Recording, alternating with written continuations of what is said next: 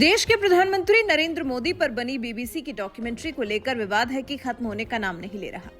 भारत ने इसे प्रोपेगेंडा करार दिया है और कहा है कि ब्रिटेन की पब्लिक ब्रॉडकास्टर बीबीसी औपनिवेशक मानसिकता दिखा रही है। विवाद बढ़ने के बाद हालांकि सरकार ने कई यूट्यूब और ट्विटर लिंक्स को हटाने के आदेश दिए, तो ये कार्रवाई विपक्षियों के गले नहीं उतरी। सरकार का विरोध करने वाले लगातार प्रयास करते रहे कि किसी भी तरह से इस डॉक्यूमेंट्री को भारत में दिखाया जाए। हालांकि अब सरकार ने डॉक्यूमेंट्री और डॉक्यूमेंट्री बनाने वालों के खिलाफ पूरी तरह से मोर्चा खोल दिया है।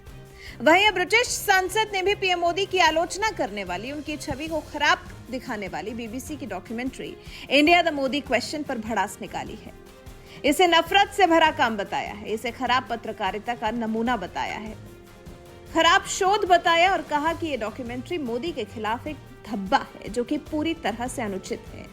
जी हां, एक ब्रिटिश सांसद खुलकर पीएम मोदी के समर्थन में उतर आए हैं और बीबीसी के खिलाफ भड़ास निकाल रहे हैं। ब्रिटिश सांसद बॉब ब्लैकमैन ने कहा, ब्रॉडकास्टर बीबीसी ब्रिटिश सरकार के विचारों का प्रतिनिधित्व नहीं करता है।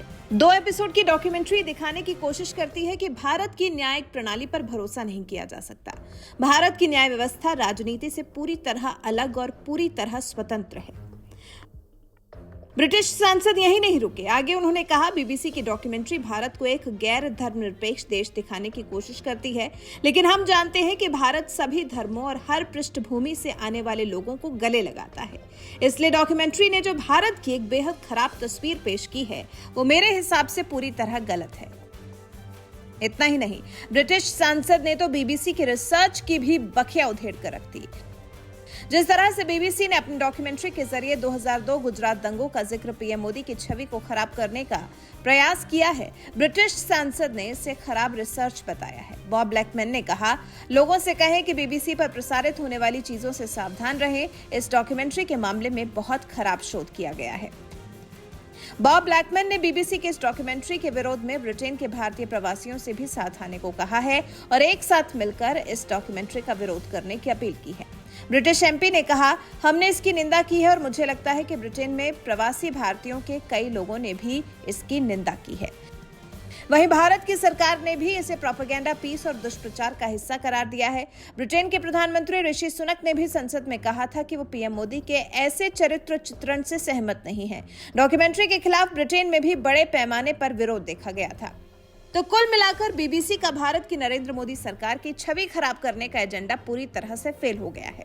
वहीं अब बीजेपी ने भी बीबीसी के खिलाफ जबरदस्त तरीके से मोर्चा खोल दिया है।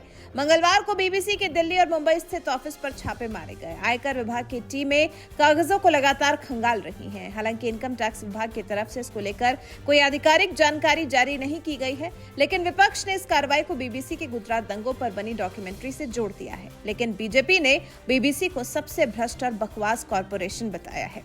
बीजेपी प्रवक्ता गौरव भाटिया ने कहा, अगर बीबीसी के कृत्य देखें तो ये पूरे विश्व की सबसे भ्रष्ट और बकवास कॉर्पोरेशन हो गई है। बीबीसी पर आयकर विभाग नियमानुसार और संविधान के मुताबिक कार्रवाई कर रहा है। बीबीसी के अगर कृत्य देखें, जिसके उदाहरण मैं आपके समक्ष अभी पेश करूंगा, तो ये पूरे विश्व की सबसे भ्रष्ट बकवास कॉर्पोरेशन हो गई है। और दुख की बात यह है कि बीबीसी का प्रोपेगेंडा और कांग्रेस का एजेंडा एक साथ मेल खाता है। लेकिन विपक्ष को तो इसे बीबीसी की डॉक्यूमेंट्री से जोड़कर ही देखना है।